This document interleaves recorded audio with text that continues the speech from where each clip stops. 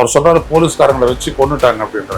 தாவேக அரசு வந்து நல்லா செயல்படுதுன்னு வேற அந்த இடத்துல பதிவு பண்றத பார்த்தா எதிர்காலத்துல கூட்டணிக்கு வாய்ப்பு இருக்கும்னு ஒரு குதிரை பேரெல்லாம் சொல்லிட்டு இருக்கிறதுலாம் ஒன்றும் இல்லை, வேறமே கிடையாது. அவுட்ரைட் பர்ச்சேஸ் தான் எல்லாம். வேதா இல்லத்தை வந்து விஜய் வாங்க போறாரு, 350 கோடிக்கு டீலிங் முடியுது. ஆனால் இந்த ஆண்டு வந்துட்டு ஆட்சிக்கு அப்படின்னு சொன்னா அந்த ஆண்டு இருந்து ஆமான்ற மாதிரி தானே அவர் எம்எல்ஏக்களை வாங்கிட்டு இருக்காரு. இப்ப ஆய்வுக்கு போகக்கூடிய அமைச்சர்கள்லாம் சும்மா ரீல்ஸ் எடுக்க தான் போறாங்க.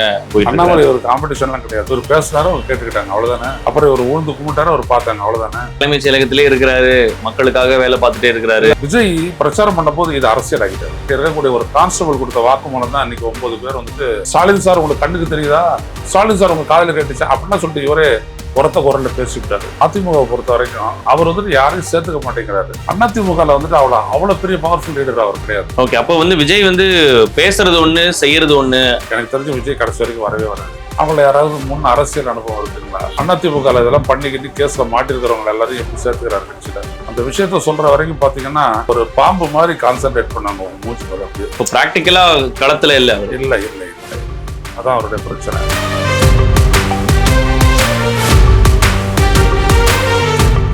நம்பிக்கை மீடியா நேயர்கள் அனைவருக்கும் வணக்கம். இன்று நம்முடைய சிறப்பு நேர்காணலில் மூத்த பத்திரிகையாளர் திரு ஐயநாதன் அவர்கள் இணைந்திருக்கிறார். பேசலாம் சார். வணக்கம்.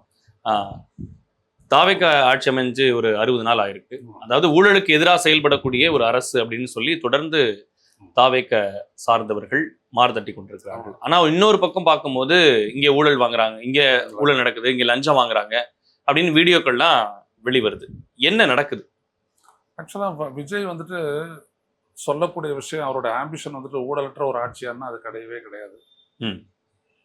ஸ்கேம் அப்படின்ற ஒரு விடயம் என்ன அப்படின்னம்னா, ஒருத்தன் கமிட்டடாக வந்து ஒரு வேலையை செய்யும் போது தான் அவன் நேர்மையாக இருக்க முடியும். எந்த கமிட்மெண்ட்டும் இல்லாத ஒருத்தனை வந்துட்டு ஒரு வேலையில் நீங்கள் வச்சிங்க அப்படின்னம்னா அங்கே that it self a scam. Vijay கூட வந்தவங்கெல்லாம் ரசிகர்கள் தான். இவங்க யாரும் வந்துட்டு சினிமா டிக்கெட்டை வந்து 200 ரூபாய் கொடுத்து வாங்கினவங்க கிடையாது. அதனால் பிளாக்ல வாங்கினவங்க, பிளாக்ல விற்றவங்க, இப்படிப்பட்ட ஒரு கூட்டம் தான் அவங்கெல்லாம் ஒன்றா இருக்காங்க. ஒன்று. ரெண்டாவது விஷயம், இவங்களுக்கு எல்லாருக்குமே அதிகாரம் அப்படின்றத வந்துட்டு எப்படி பயன்படுத்தணுன்றதே தெரியாது. இவங்க என்ன நினைக்கிறாங்கன்னா அப்படியே போகிறது, சரியா இருக்கான்னு கேட்கறது, உடனே வந்துட்டு ரீல்ஸ் போடுறது, இப்படி தான் அவங்க பார்க்குறாங்க. ஆனால் அது இல்லை. அதிகாரம் அப்படின்றது வந்துட்டு தீர்வை காண்பது, ஒரு குறையை வந்துட்டு எப்படி நிவர்த்தி பண்ணலாம் அப்படின்னு தீர்வு காண்பது. அதுக்கு ரொம்ப சிந்தனை வேணும், அங்கே கமிட்மெண்ட், அக்கறை வேணும். ரொம்ப அது இல்லை. மூணாவது விஷயம் வந்துட்டு விஜய் என்ன பண்ணுறாருன்னா, வாயில ஊழல் எல்லாத்தையும் பேசுகிறாரே ஒழிய செயலில் வந்துட்டு அதுக்கான திட்டம் கிடையாது அவர்கிட்ட. இப்போ எடுத்துக்காட்டாக வந்துட்டு ஒரு விஷயத்த சொல்கிறேன், அவரை சுற்றி இருக்கக்கூடியவங்களாம் யாரும் நீங்கள் பாருங்கள். அவங்கள யாராவது முன் அரசியல் அனுபவம் இருக்குங்களா, ஆட்சி அனுபவம் இருக்குங்களான்னு பாருங்கள். உதாரணத்துக்கு இந்த ஜான் ஆரோக்கியசாமி அவர்கிட்ட, அப்புறம் ஜெகதீஷ் பழனிசாமி, அப்புறம் அவருடைய சினிமாவை எடுத்த ஒரு ப்ரொடியூசர், தமிழ்நாட்டுடைய சிறப்பு பிரதிநிதி டெல்லியில், அப்புறம் அவர் கூட இருக்கக்கூடிய இன்னொருத்தர் யாருன்னா விஷ்ணு ரெட்டி. அவங்களாம் யார்?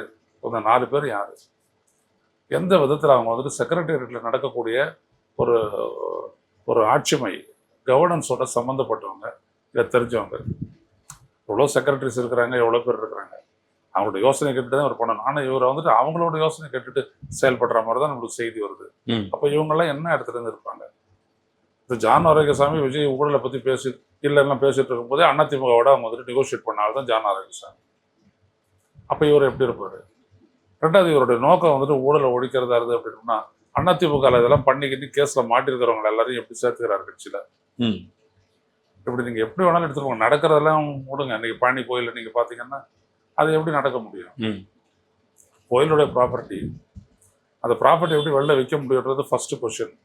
செகண்ட் கொஸ்டின் வந்துட்டு அங்கே இருக்கக்கூடிய அறநிலையத்துறையினுடைய அதிகாரியினுடைய ஒப்புதல் இல்லாமலோ அவருடைய பார்வைக்கு அப்பாற்பட்டது நடக்காது. மூன்றாவது விஷயம், அப்படி ஒன்று வந்துச்சுனாலும் கூட அங்கே இருக்கக்கூடிய ரெஜிஸ்ட்ரார் சார்பதிவாளர் அதை வந்துட்டு ஏற்றுக்க மாட்டார். ஆனால் நடந்துருச்சு, நடந்துட்டு வழக்கு பதிக்கப்படும் அப்படின்றாங்க. அவங்களே ஒத்துக்கிறாங்க. அப்போ என்ன அர்த்தம்? அது எப்படி இது நடக்கும்? இப்போ ஆய்வுக்கு போகக்கூடிய அமைச்சர்கள்லாம் சும்மா ரீல்ஸ் எடுக்க தான் போறாங்க அப்படின்னு சொல்றீங்க. அங்க வந்து உண்மையிலே எதுவும் நடக்கல, சும்மா வெறும் போய் பார்வையிட்டு வர்றது வந்து ஒரு அவங்களுக்கு என்ன தெரியும்னு கேட்குறேன் நான். ஃபர்ஸ்ட் ஒரு ஸ்கூலுக்கு ஒரு 4-5 பேரை போறாங்க, ஒரு எம்எல்ஏவோ இல்லை எம்எல்ஏ இல்லாதையோ 4 பேர் போறாங்க. அவங்களுக்கு என்ன தெரியும்? எஜுகேஷனை பற்றி என்ன தெரியும்? எஜுகேஷனை பற்றி இன்ஸ்பெக்ஷனுக்கு போகிறவங்க வந்துட்டு எஜுகேஷன் டிபார்ட்மெண்ட்டில் இந்த மாணவர்களுடைய கற்றல் எந்த அளவுக்கு இருக்குது அப்படின்றத ஒரு மாதிரி சாஃப்டாக வந்துட்டு கேட்டு அவங்க அனலைஸ் பண்ணிட்டு போவாங்க. ஏன்னா அவங்க வழிமுறையை சொல்லணும். ம். இவங்களுக்கு என்ன தெரியும்? அப்போ இவங்க எதுக்கு போகிறாங்க? ம். விஜய் படத்தை வைக்கணும், விஜய் மாமா விஜய் மாமான்னு சொல்லுங்க. ம். தட் இஸ் நாட் த வே. இப்போ நீங்கள் பார்த்தீங்கன்னா நம்மளாம் பள்ளிக்கூடத்தில் படிக்கும் போது இன்ஸ்பெக்ஷன் வருவார், ஸ்கூல் இன்ஸ்பெக்டர்னு பேர். அவர் எப்படி பண்ணுவார்? அவர் அது மாதிரிலாம் கேட்க மாட்டார். ம். அவர் எதெல்லாம் கற்றுக் கொடுத்தீங்க, என்ன இப்போ என்ன கற்றுக் கொடுத்தீங்க இன்னைக்கு காத்தால அப்படின்னு சொல்லிட்டு அந்த இதுலேருந்து கேள்வி கேட்பாரு. ம். அவங்களுடைய அட்டென்டிவ்னஸை பார்ப்பாரு, எந்த அளவுக்கு அவங்களால பிடிச்சிக்க முடியுது, கிராஸ் பண்ண முடியுதுன்றதை பார்ப்பாரு. ம். இவங்க என்ன பண்ணுறாங்க? டெஸ்ட் பண்ணுறாங்க அவங்கள. இப்போ உதாரணத்துக்கு இந்த ஒரு கீர்த்தனா, அவங்க வந்துட்டு பார்த்தீங்கன்னா டெஸ்ட் பண்ணுறாங்க இங்கிலீஷில் பேசி. அது வராது. ம். அது முதல்ல அவங்க சைலண்ட் ஆகிடுவாங்க. ஓகே, அப்போ வந்து விஜய் வந்து பேசுறது ஒண்ணு செய்யறது ஒண்ணு அப்படி இருக்கு அப்படின்னு ஆமாம், சொல்றீங்களா? அப்படிதான் இருக்கு. ம். கரூர் விஷயத்தை எடுத்துக்கங்க. அவர் சொல்றாரு போலீஸ்காரங்களை வச்சு கொன்னுட்டாங்க அப்படின்றாரு. ம். அப்படி யாராவது சொன்னதா நீங்க சொல்லுங்க பார்ப்போம். இப்போ நம்மளாம் பார்த்துட்டு இருக்கிறோம், கண்ணு முன்னாடி நடந்த விடயம் தான் எல்லாமே. இவருடைய பேருந்தை தந்து அந்த கிரௌண்டை சொருகிற வரைக்கும் ஒருத்தரும் மயக்கம் போட்டு விடல, சாகலை. அதுக்கப்புறம் தான் எல்லாமே நிகழ்து. ஒரு அரை மணி நேரத்தோடய நிகழ்த்துறது எல்லாமே. ஆனால் அவர் என்ன சொல்றாரு பாருங்க, போலீஸை வச்சே கொன்னுட்டாங்க அப்படின்றாரு. பிளண்டா பேசுறாரு. அப்படி அன்னைக்கு பேசும்போது வேற மாதிரி பேசினாரு, இன்னைக்கு இப்போ முதலமைச்சரா அந்த இடத்துக்கு போகும்போது வேற மாதிரி பேசுறாரு. ம். எப்படி இதை எடுத்துக்கிறது? அப்ப விஜய் தன்னை காப்பாற்றிக்கக்கூடிய அவருக்கு மோட்டிவ் அவர்கிட்ட இருக்கும். ம். அது எல்லா ஹியூமனுக்கும் இருக்கிறது, தன்னை காப்பாற்றிக்கணும்ட்டு. ஆனா அந்த கேஸே வந்துட்டு பார்த்தீங்கன்னா ஸ்பெசிஃபிக்கா ஒரு கொலை குற்றச்சாட்டையும் போடலை யார் மாதிரியும். Culpable homicide. கல்பபிள் ஹோமிசைடுனா நீங்க பண்ணக்கூடிய நடவடிக்கையினால, ஒருத்தர் மேற்கொள்ளக்கூடிய நடவடிக்கையினால ஒரு எதிர்வினையா வந்துட்டு ஒருத்தர் உயிரை துறக்கிறது தான் அது கல்பபிள் ஹோமிசைடு. ஸோ அதுல ஒன்றும் ஒரு பெரிய இதெல்லாம் கிடையாது. ஆனா நீங்க அதுக்கு எப்படி கான்ட்ரிபியூட் பண்ணியிருக்கீங்கன்ற ஒரு ஃபேக்டர் ரொம்ப முக்கியமானது. ஆனா விஜய் அப்படியே அதை திருப்புறாரு, கொலை அப்படின்றாரு. அங்க 302 செக்ஷன்லாம் வரவே வராது. அப்ப பாருங்க எப்படி இருக்காரு. இப்போ ஆட்சி அதிகாரம் கைக்கு வந்ததுல இருந்து அவங்களுடைய செயல்பாடுகள்லாம் வேற மாதிரி இருக்கு அப்படின்னு சொல்றீங்க. ஆட்சி அதிகாரத்தை வந்துட்ட உடனே விஜயனுடைய செயல்பாடு ரொம்ப எக்ஸாம்பிளரியா இருக்கும்னு யாராவது எதிர்பார்த்தாங்கன்னா அவங்களுடைய தப்பு தான்.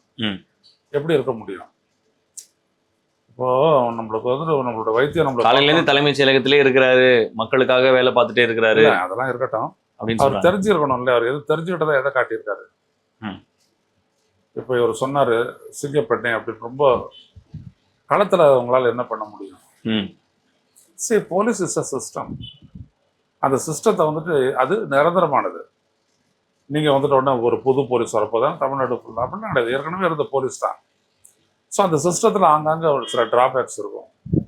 அதில் தான் இப்போ வந்துட்டு கன்னியாகுமரி நடந்த அந்த மாற்றுத்திறனாளி ஒருத்தனை அடிச்சு கொண்டு இருக்காங்க, 19 இடத்துல கடுமையான காயம். விஜய் பிரச்சாரம் பண்ணும்போது இது அரசியல் ஆகிட்டாரு. நீங்க சிஸ்டத்தை அரசியல் ஆகிட்டீங்கன்னா அப்புறம் உங்களால ஒன்றும் பண்ண முடியாது. ஆங்காங்க நடக்கிற ஒரு தவறுக்காக ஒட்டுமொத்த சிஸ்டமும் தப்பு, நீதான் அதுக்கு காரணம் அப்படின்னு ஒருத்தர் மேலே சொல்லிட்டீங்க அப்படின்னா அது நிக்கவே நிக்காது. இன்னைக்கு இது அவருக்கே நடக்குதா? அதனால தான் இப்ப இன்னைக்கு ஒரு லாக்அப் டெத் நடந்திருக்கு. இந்த லாக்அப் டெத்துக்கு வந்து விஜய் காரணமா அப்படின்ற ஒரு கேள்வி வருது. ஆமா, அப்படிதான் வரும். ஆக்சுவலா அது உண்மை கிடையாது. உண்மை என்னது? ஒரு போலீஸ் ஸ்டேஷன்ல நடந்த ஒரு குறை, இது ஒரு குற்றச்சாட்டு, இது ரொம்ப பயங்கரமான ஒரு குற்றச்சாட்டு. ஸோ இதை விசாரிக்கணும், சம்மந்தப்பட்டவங்களை தட்டிக்கணும், இவ்வளவுதான். ஆனா இப்படியெல்லாம் நடக்கக்கூடாதுன்னா விஜய் என்ன செஞ்சிருக்கணும்? பீயிங் தி போலீஸ் மினிஸ்டர், அந்த ஐஏஎஸ் ஐபிஎஸ் கூட்டத்தை கூட்டார் இல்லையா, அந்த கூட்டத்தில் வந்து ஒரு ஸ்ட்ரிக்டா இன்ஸ்ட்ரக்ஷன் வந்துட்டு என்ன அப்படின்னா, விசாரணை தான் நடத்துறதுக்கு நீங்க ஆளு, டார்ச்சர் பண்றதுக்கு இல்லை, அது இந்த அரசு அனுமதிக்காது, அதை பார்த்துங்க அப்படின்னு சொல்லிட்டா போறோம். அங்க டிஜிபி வராரு, எல்லா மாவட்டத்தினுடைய எஸ்பிக்கெல்லாம் வராங்க. அவங்க போயிட்டு என்ன சொல்ல போறாங்க? எச்சரிக்கையா இருங்க, இந்த மாதிரிலாம் வந்துச்சு அப்படின்னோம்னா பதவி பறிப்பு தான், அந்த அளவுக்கு ஒரு ரொம்ப ஸ்ட்ராங்கா இருக்குது அப்படின்னு சொன்னா போயிடும். யாரும் எதுவும் பண்ண மாட்டாங்க. இப்போ ஒரு விசாரணை அதிகாரி வந்துட்டு விசாரிக்கும் போது ஏன் அவர் வந்து டார்ச்சர் பண்ணணும்? அது தேவையா இல்லையே. இப்போ காஞ்சி வரதராஜ பெருமாள் கோயில் மேலாளர் சங்கர்ராமன் படுகொலை அப்படின்னு ஒன்று வழக்கு வந்துச்சு இல்லையா, அதில் ஒரு ஐஓ இன்வெஸ்டிகேஷன் ஆஃபீஸராக இருந்தவர் வெற்றிவேல் அப்படின்ற ஒரு ஏசி, அவர் வந்துட்டு சங்கராச்சாரியரை விசாரிக்கிறாரு. சங்கராச்சாரியர் படுத்துக்கிட்டு இருக்காரு, இவர் கீழே உட்காந்துக்கிட்டு சாமி அப்படின்னு சொல்லிட்டு அவர் பேசிட்டு இருக்காரு. விசாரணை ஃபுல்லாக முடிச்சிட்டார், அவர் தொடக்கூட இல்லை. அதான் கஸ்டோடியல் என்கொயரி அப்படின்றது. கஸ்டோடியல் அரெஸ்ட் அப்படின்றது என்ன அப்படின்னா, ஜுடிஷியல் கஸ்டடி அப்படின்றதும் போலீஸ் கஸ்டடின்றதும் வித்தியாசம் வந்துட்டு என்ன அப்படின்னா, போலீஸ் ஸ்டேஷனில் வச்சு விசாரிப்பாங்க. தொடவே இல்லை அவர் செய்ய வேண்டியதெல்லாம் செஞ்சாரு. அவர் தூங்கும்போது ஒரு பெசாத இருந்தாரு, அவர் முடிச்ச உடனே மறுபடியும் பேசினாரு. ஆனா எல்லாத்தையுமே கடந்துட்டாரு. அதான் இன்வெஸ்டிகேஷன். ம். So this applies to everybody. யாராக இருந்தாலும் அந்த மாதிரி அவங்க பண்ணிடுவாங்க. அப்புறம் எங்க வந்துட்டு அவங்கள அடிக்கிறது, துன்புறுத்துறதுக்கெல்லாம் இதுவே இல்லை. அது ஒரு பர்சனல் வெஞ்சன்ஸோட நடக்குதோ அப்ப அந்த இடத்துல? அது தெரில, எப்படி நடந்ததுன்னு தெரில. இப்போ ம். ஒருத்தன் நீங்க போறீங்க, அவங்க கிட்ட குட்கா இருந்ததுன்றீங்க, ம். பிடிச்சாச்சு. ஸோ அவன் வந்துட்டு பார்த்தீங்கன்னா கையும் களவுமா பிடிபட்டான் அப்படின்னு நீங்க சொல்லலாம். அப்புறம் அவனை அடிக்கிறது என்ன இருக்கு? இப்பதான் தூத்துக்குடியில ஜெயராஜ் பெனிக்ஸ் கேஸ்ல தீர்ப்பு வருது, உடனே இந்த மாதிரி ஒரு விஷயம் நடக்குது. ஜெயராஜ் பெனிக்ஸ் கேஸ்ல என்ன நடந்துச்சு அப்படின்னா, அவங்க வந்துட்டு அந்த செல்போன் ஒன்றத்தை ஃப்ரீயாக கேட்டுருக்குறாங்க, அதை கொடுக்கல. அந்த மோட்டிவ் அங்கே இருந்துச்சு. ஸோ அவங்கள கூட்டிட்டு வந்துட்டு நீ கடை திறந்து வச்சுருக்கிறீங்களா ஆயிப்போன்னு சொல்லிட்டு கடை திறந்து வச்சுட்டு ஒரு குற்றமா மாற்றி அவங்கள எப்படி டார்ச்சர் பண்ணாங்க அப்படின்றது உங்களுக்கு தெரியும். அதில் ஒரே ஒரு அங்கே இருக்கக்கூடிய ஒரு கான்ஸ்டபிள் கொடுத்த வாக்குமூலம் தான் இன்னைக்கு 9 பேர் வந்துட்டு தண்டனை எதிர்பார்த்து இருக்காங்க. 9 பேர் அவங்கள தூக்கில போடணும் அப்படின்றதுக்காக ஒரு இது அப்ரூவல் கொடுக்கன்னு சொல்லிட்டு கோர்ட்டில் நிலுவையில் இருக்கு. அப்போ அவங்க சொன்ன ஒன்று தான் இது வந்துட்டு எல்லாரும் சேர்ந்து தான் அவங்க பண்ணாங்கன்றது வெளியில் வந்துருச்சு. அந்த ஒரு கான்ஸ்டபிள்னால வெளில வந்துருச்சு. அவங்க ஒரு பெண் காவலர். அப்போ அது வந்துட்டு பார்த்தீங்க அப்படின்னா இதே மாதிரி தான் சாத்தான்குளத்தில் நடக்கிற மாதிரி தான் சைதாப்பேட்டையில் நடக்கும், அப்படிலாம் நீங்கள் எதிர்பார்க்க முடியாது. போலீஸ்காரங்களை சிலர் லஞ்சம் வாங்குவாங்க, சிலர் ஸ்ட்ரெயிட்டாக இருப்பாங்க, எல்லாமே இருக்கும். இந்த ஒரு பொதுவான மக்களுடைய வாழ்நிலையை தான் அது பிரதிபலிக்கும். இங்கே ஊழல் இருந்ததுன்னா அங்கேயும் ஊழல் இருக்கும், எல்லாம் களவாணி தான், எல்லாமே அப்படிதான். ஆனால் அது வந்துட்டு சிஸ்டத்தை நீங்கள் சரி பண்ணணும். அதுக்கு தான் அந்த பவர் உங்ககிட்ட ஃபுல்லாக வருது. இந்த சிஸ்டத்தை சரி பண்றதுக்கான முயற்சியிலையாவது இருக்காரா இல்லையா? இல்லை, அவர்கிட்ட இல்லை, புரியல. அவருக்கு புரியல இதுதான் சிஸ்டம், நம்ம தான் சொல்ற சிஸ்டம். ஆனால் நீங்கள் என்ன பண்ணீங்க, அப்பவே நடக்கக்கூடிய ஒன்று ஸ்டாலின் சார் உங்களுக்கு கண்ணுக்கு தெரியுதா, ஸ்டாலின் சார் உங்க காதில் கேட்டுச்சா அப்படின்னா சொல்லிட்டு இவரே உரத்த குரல்ல பேசிவிட்டாரு. ஸோ இப்போ எதிர்கட்சிகள் அப்படியே ஒரு பேரை அது திருப்புறாங்க, என்ன ஆச்சு அப்படின்னு சொல்லி திருப்புறாங்க.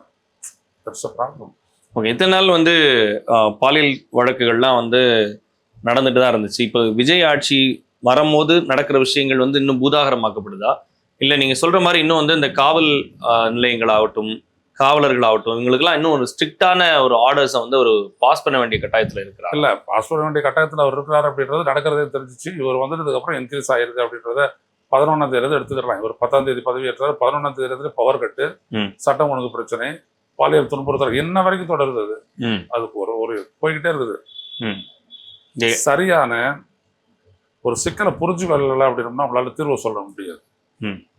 இது ரொம்ப ரொம்ப ஒரு பேசிக்கா இருக்கக்கூடிய ஒரு ஸ்கில் அது. இவருக்கு அதெல்லாம் இல்லை. இவர் என்ன பண்றாரு, ஒரு உத்தரவு போட்டு அதை நடத்தணும் அப்படின்னு நினைக்கிறாரு. பிராக்டிக்கலா களத்துல இல்லை அவர். இல்லை இல்லை இல்லை இல்லை, அதான் அவருடைய பிரச்சனை. ஆனா அது யார் சொல்றது, அவர் கூட இருக்கிற யாரும் அந்த அளவுக்கான அனுபவஸ்தர்கள்லாம் கிடையாது. ஆனா அரசாங்கம் வந்துட்டு சொல்லும், அதிகாரிகள் வந்துட்டு சொல்லுவாங்க. ஆனா அதிகாரிகள் வந்துட்டு ரிஸ்க் எடுத்து எதுவும் பேச மாட்டாங்க. அதனால தான் தனியா பாலிசி அட்வைசர்ஸ் எல்லாம் வச்சுக்கிறது. இப்போ ஸ்டாலின் எல்லாரும் பண்ணாரு அப்படின்னா அவர் நிபுணத்துவம் வாய்ந்தவங்கள நிறைய வச்சுட்டு இருக்காரு. உதாரணத்துக்கு பிளானிங் கமிஷன்ல பாத்தீங்கன்னா எல்லாருமே இருப்பாங்க. ஆமா, கிட்னி திருட்டை தடுக்கிறது ஆள் கூட அங்க இருந்தாரு, டாக்டர் அங்க இருந்தாரு. இதுல தெரியும் எனக்கு. இவருக்கு அந்த மாதிரி ஒரு கூட்டமே இல்லை. இவர் வேற ஒரு இடத்துல இருந்து இவர் செயல்படுறாரு. இவர் தன்னுடைய நட்பு வட்டம் அது அவங்களுக்கு என்ன தெரியும். ஓகே, அரசியல் சரியா இருந்தாங்கன்னா இவருடைய அரசியலே நல்லா இருந்திருக்குமே. வரன்னு சொல்றது, வராது போயிடுறது, பேசுறேன்னு சொல்லிட்டு பேசாத போறது எவ்வளவு நடந்துச்சு. இப்போ இந்த தாவேகா எம்எல்ஏக்களை குதிரைபேரம் பேசுறாங்க, இல்ல இங்கிருந்து எம்எல்ஏக்களை குதிரைபேரம் நடக்குது அப்படின்னு சொல்லிட்டு நிறைய குதிரைபேர விஷயங்கள் நடந்துட்டு இருக்கு. அதிமுக ஒரு பக்கம் கம்ப்ளீட்டா டைலூட் ஆகிட்டே இருக்கா சார், அதை எப்படி புரிஞ்சுக்கிறது? இல்ல, முதல்ல என்னன்னா அதிமுக பொறுத்த வரைக்கும் அவர் வந்துட்டு யாரையும் சேர்த்துக்க மாட்டேங்கிறாரு. எடப்பாடி தன்னுடைய தலைமைத்துவம் வந்துட்டு எந்த விதத்திலையும் வந்துட்டு எந்த விதமான சவாலுக்கும் ஆட்படக்கூடாதுன்னு அவர் நினைக்கிறாரு. ஸோ நான் சொல்றதுதான் சட்டம் அப்படின்ற மாதிரி போறாரு. அதிமுகவில் வந்துட்டு அவ்வளோ பெரிய பவர்ஃபுல் லீடர் அவர் கிடையாது, ஜெயலலிதா மாதிரி, எம்ஜிஆர் மாதிரி. அப்போ அவர் இந்த மாதிரி சொல்றதை யார் ஏத்துக்குவா? ஒண்ணு. ரெண்டாவது விஷயம், அந்த கட்சி மிகப்பெரிய அளவுக்கு பலவீனமாகி போச்சு. பலப்படுத்தணும் அப்படிதான் சொல்லிட்டு எஸ்பி வேலுமணி, சி வி சண்முகம்லாம் கேட்குறாங்க. அவர் அவங்களுடைய வார்த்தைகளை கேட்கல, இருந்தா இருங்க இல்லாட்டி வெளில போங்க அப்படின்றாரு. அந்த ஆட்டிடியூட் என்ன பண்ணுது, கட்சியை பலவீனப்படுத்துச்சு. மூணாவது விஷயம், இங்க இருக்கிற சுச்சுவேஷன் அமைந்த ஒரு ஆட்சி பெரும்பான்மை ஆட்சி இல்லை, அவங்களுக்கு எம்எல்ஏக்கள் தேவைப்படுறாங்க. இப்போ அவங்களுக்கு ஆதரவு கொடுக்கக்கூடிய கட்சிகளை விஜய் நம்ப தயாரா இல்லை. ஸோ உடனே இவர் வாங்குறாரு பர்ச்சேஸ். இந்த குதிரை பேரெல்லாம் சொல்லிட்டு இருக்கிறதுலாம் ஒன்றும் இல்லை, வேறமே கிடையாது, அவுட்ரைட் பர்ச்சேஸ் தான் எல்லாமே. அதான் பண்ணிட்டு இருக்காரு விஜய். வேற என்ன சொல்றது? வேதா இல்லத்தை வந்து விஜய் வாங்க போறாரு, 350 கோடிக்கு டீலிங் முடியுது அப்படின்ற தகவல், அவர் போயஸ் கார்டன் போய் அங்கேருந்து ஜெயலலிதாவே மாற போறாரு அப்படின்லாம் சொல்லுவாங்க சார். கட்டடத்தினாலலாம் ஒரு மனுஷனை வந்துட்டு ஷேப் பண்ண முடியாது. உங்களுக்கு புரிதல் இருக்கணும், அந்த அளவுக்கு ஒன்று ஒன்றுத்தையும் புரிஞ்சு கொள்ளக்கூடிய எபிலிட்டி இருக்கணும். இதெல்லாம் வந்துட்டு பில்டிங்க்கு போகிறதுனாலையோ இல்லை வாஸ்துவை கடைபிடிக்கிறதுனாலையோ கோயிலுக்கு போகிறதுனாலையோ வராது. அது அப்படி கிடையாது. உங்களுக்கு முதல்ல சமூக அக்கறை இருக்கணும், அரசியலில் ஈடுபாடு இருக்கணும். அது இல்லாதெல்லாம் வராது. ஜெயலலிதாலாம் அப்படி கிடையாது. நான்லாம் ஜெயலலிதா அவர்களோட நான் பேசியிருக்கேன். அவங்களாம் அப்படி கிடையாது. ஈழ பிரச்சனை வரைக்கும் அவங்க வந்துட்டு இந்தியாவுடைய அயலுறவு கொள்கையில தலையிட்டாங்க. அவங்க இது வேற யாரும் செய்யாது. எம்ஜிஆர் கூட அப்படி செஞ்சது இல்லை, தலையிட்டாங்க. அது எப்படின்னு கேட்டாங்க. இந்த மாதிரியான ஒரு தலைவி அவங்களுக்கு இருந்தது என்ன அப்படின்னோம்னா, அவங்க தெரிஞ்சதுன்னா என்ன, ஒரு கான்வென்ட் கேள், அவ்வளவுதான். அவங்களுக்கு வேற என்ன இருக்கு? அவங்களுக்கு படிப்பு போடலைங்க, ஒன்றும் கிடையாது. ஆனா ஒருத்தர்கிட்ட முழுமையா விஷயத்த வாங்கிடுவாங்க, அப்படியே உறிஞ்சிடுவாங்கன்னு சொல்லுவாங்கல்ல, அந்த மாதிரி விஷயத்த வாங்கிடுவாங்க. நம்ம ஒரு விஷயத்த ஒரு முறை சொல்லிட்டோம் அப்படின்னோம்னா 10 பேர் அங்கே இருக்கட்டும், நாங்களாம் அவர் சந்திச்சதுனால சொல்கிறேன், அந்த விஷயத்த சொல்கிற வரைக்கும் பார்த்தீங்கன்னா ஒரு பாம்பு மாதிரி கான்சென்ட்ரேட் பண்ணாங்க உங்க மூஞ்சி மேலே. அப்படியே ரிப்பீட் பண்ண சொன்னீங்கன்னா அப்படியே ரிப்பீட் பண்ணுவாங்க. தெரியுமா? கேள்விப்பட்டிருக்கீங்களா? அப்படியாப்பட்ட ஆள் ஜெயலலிதா. அப்படியே ரிப்பீட் பண்ணுவாங்க. அவங்க எல்லாம் சொல்லுவாங்க, இந்த ஐஏஎஸ் எல்லாம் நம்ப முடியாதுன்னு அவங்கள வச்சுட்டு சொல்லுவாங்க. அவ்வளோ தூரம் புரிதல் அவங்களுக்கு உண்டு. அவங்க யாரு? ஆனால் வெளியில இருக்கிறது வரக்கூடிய ஆலோசனை எல்லாத்தையும் அவங்க எடுத்துக்குவாங்க. அது எம்ஜிஆருக்கே உண்டான ஒரு குணம். அது வெளியில இருந்து வரக்கூடிய ஆலோசனை. இப்போ கலைஞர் மாதிரி இருக்கிறவர் வேற. அவர் 5 வயசு பாலிட்டிஷியன். அவர் எதை வேணாலும் எங்க வேணாலும் எப்படி வேணாலும் ஹேண்டில் பண்ணுவார். அவர் ஒன்றும் பண்ண முடியாது. அவருக்கு யாரும் தேவையில்லை. ஆனா மற்ற எல்லாருக்குமே வெளியில இருக்கக்கூடிய அட்வைஸ் தான் தேவை.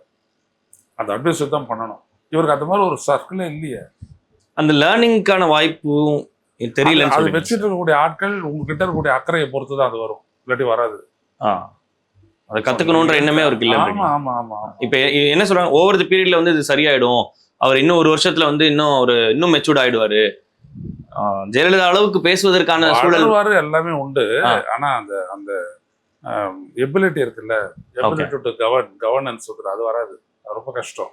எனக்கு தெரிஞ்ச விஜய் கடைசி வரைக்கும் வரவே வராது.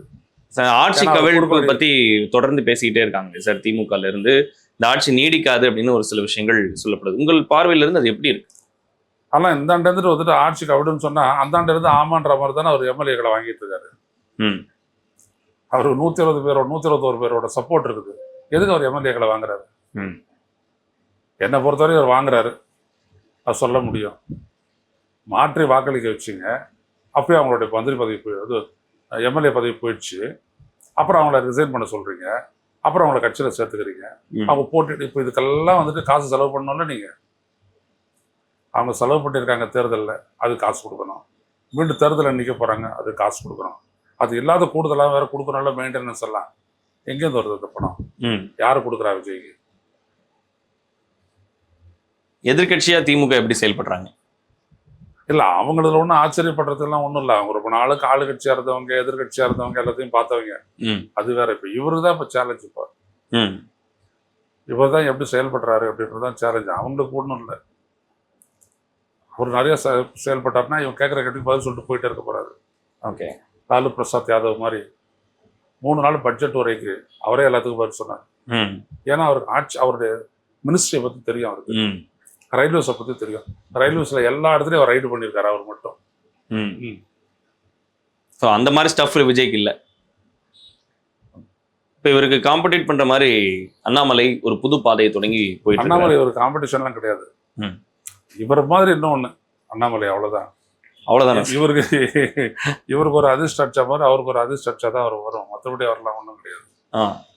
இவங்க ஆர்எஸ் பாரதி வந்து சொல்றாரு, ஆர்எஸ்எஸ்னுடைய 2 குழந்தைகள் அப்படின்னு சொல்லிட்டு விஜயும் அண்ணாமலையும் சொல்றாரு. அது பின்னாடி நிரூபணம் ஆகணும். நிரூபணம் ஆகட்டும், அப்ப பாத்துக்கிடுவோம். இப்போ என்ன அடிப்படையில வந்துட்டு அண்ணாமலை வராரு? அவர் முன்னெடுக்கக்கூடிய அரசியல் என்னது சொன்னாரு இல்ல. ஆனா இங்க எல்லாரும் என்ன பேசுறாங்க? அண்ணாமலை அடுத்தது அப்படின்றாங்க.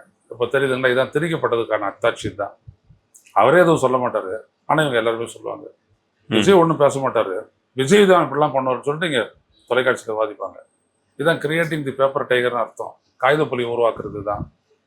கடைசியில் அவங்க பதவியில் உட்கார வச்சோன்னா ஒன்றும் தெரியாது, முடிப்பாங்க.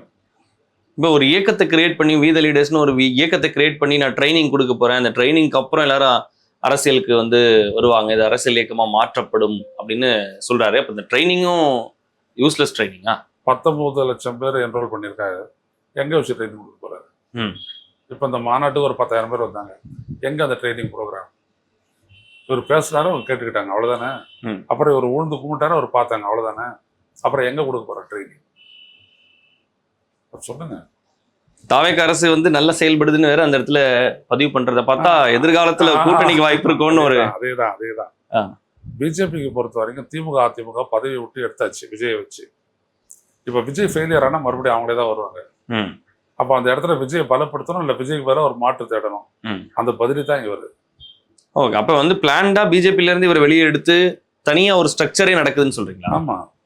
ஓகே. அவருக்கு ஒன்றும் மக்கள் ஆதரவுலாம் ஒன்றும் கிடையாது. அவர் ஜெயிச்சதே கிடையாது, நின்னதே கிடையாது. இப்போ கூட பார்த்தீங்க அப்படின்னா அவர் ஒரு கான்ஸ்டிடியூன்சி சொல்லிட்டு அங்கே தான் நிற்பேன் அப்படின்றாரு. எங்கே வேணாலும் நிற்கலாமே, ஒரு தலைவன் நிற்கலையே அவர். அவர் ஒரு ஃபெயில்டு ப்ராடக்ட் தான் அவர். ஏற்கனவே என் மண் என் மக்கள் அப்படின்னு சொல்லிட்டு அவர் தமிழ்நாடு ஃபுல்லாக கூப்பிட்டு போனாங்க. அதில் ஒன்றும் ஒரு பெரிய தலைவரால் அவர் எமர்ஜ் ஆகலைங்க. ஓகே. விஜய் அவரோட 2 மாத கால ஆட்சிக்கு 10க்கு எவ்வளோ மதிப்பெண் கொடுக்குங்க சார்? அதெல்லாம் பத்திரிகையில் செய்யறதுங்க. நம்மளை பொறுத்த வரைக்கும் என்னன்னா, மக்கள்கிட்ட ஆம்பிஷன் இருக்கும், அதை புரிஞ்சு கொள்ளக்கூடிய எபிலிட்டி வந்துட்டு ஆட்சியாளருக்கு இருக்கணும். அதை செயல்படுத்தக்கூடியது வந்துட்டு விங்ஸ் தான். அதாவது இவருடைய அமைச்சரவை சகாக்கள், அவங்களுக்கு பின்னாடி இருக்கக்கூடிய செக்ரட்டரிஸு, அதுக்கு பின்னாடி இருக்கக்கூடிய பல்வேறுபட்ட துறைகள், இதுதான் வந்துட்டு செய்யணும். இதை விஜய் புரிஞ்சுக்கிட்ட மாதிரியே இல்லை. அப்புறம் என்னத்தை நம்ம மார்க் கொடுக்குறது? நிகழ்ச்சியில் இணைந்து கருத்துக்களை பகிர்ந்தமைக்கு நன்றி சார்.